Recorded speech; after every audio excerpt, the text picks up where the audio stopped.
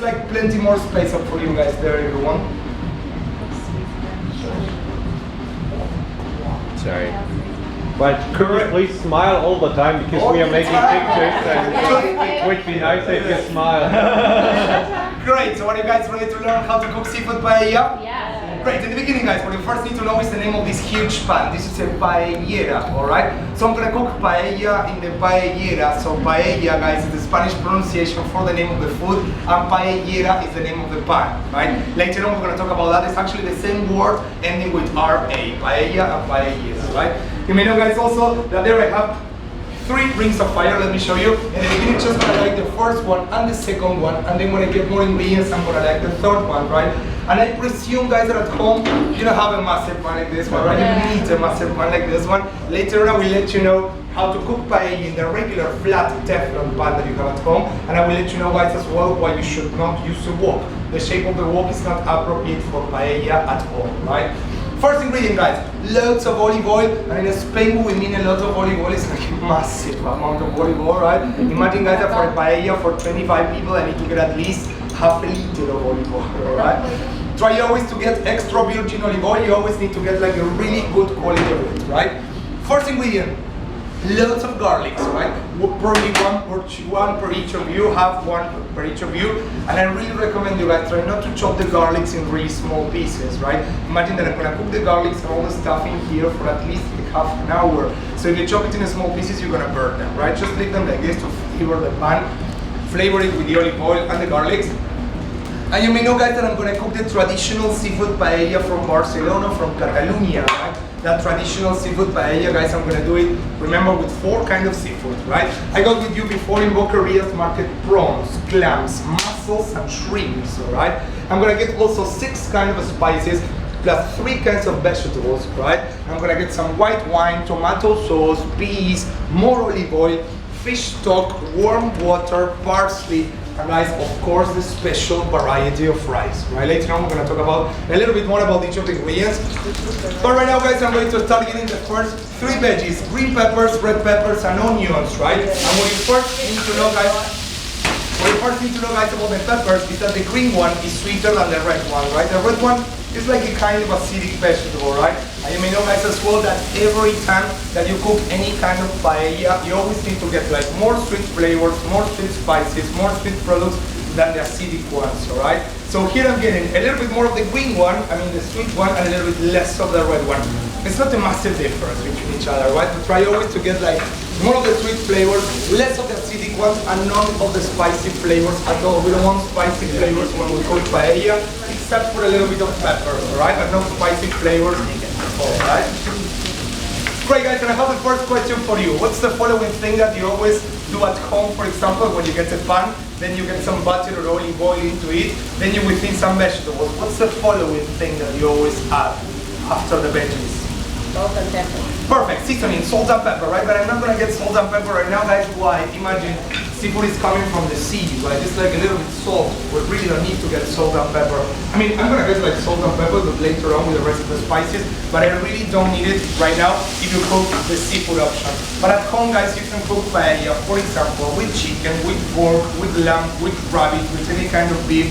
Vegetarian paella with chorizo also. You can also make like different kind of combinations as well, right? Try not to mix like seafood and rabbit, right? Or something like that, to make like a specific paella, right? If you cook chicken paella, guys, you should chop the chicken breast probably the same size than a clam, not smaller than this, right? Why?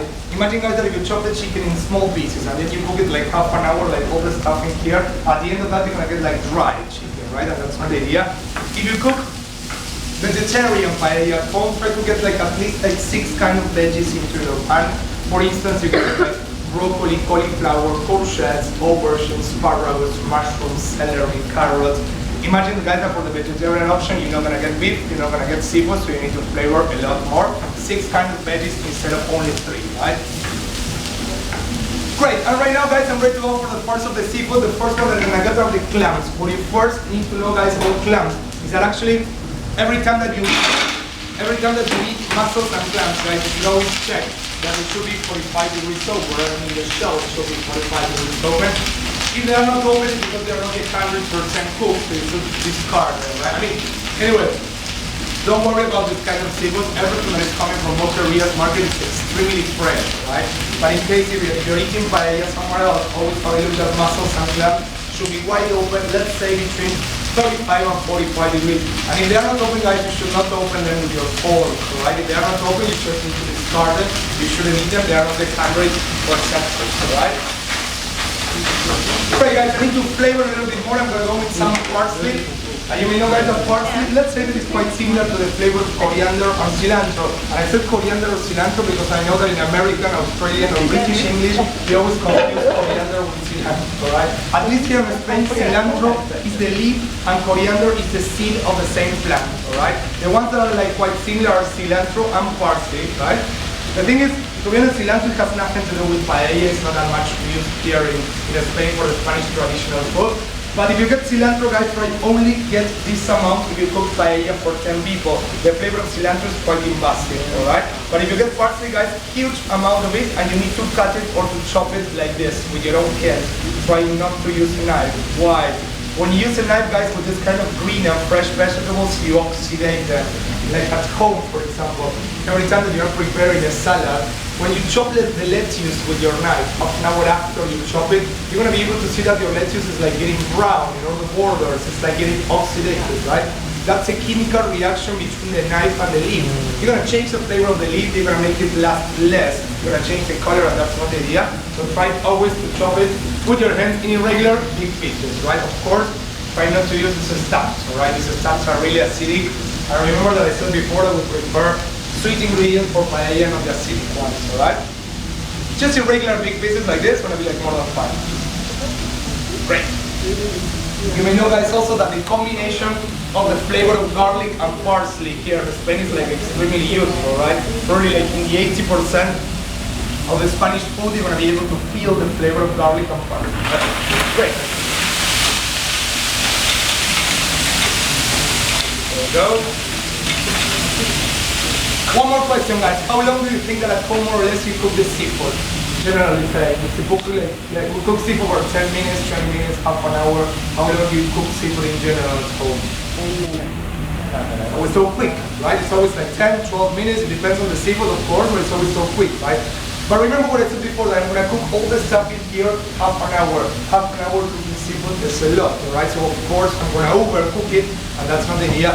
So basically guys, if you use like 4 kinds of seafood, you need to cool down temperatures with cold liquids 3 times, right?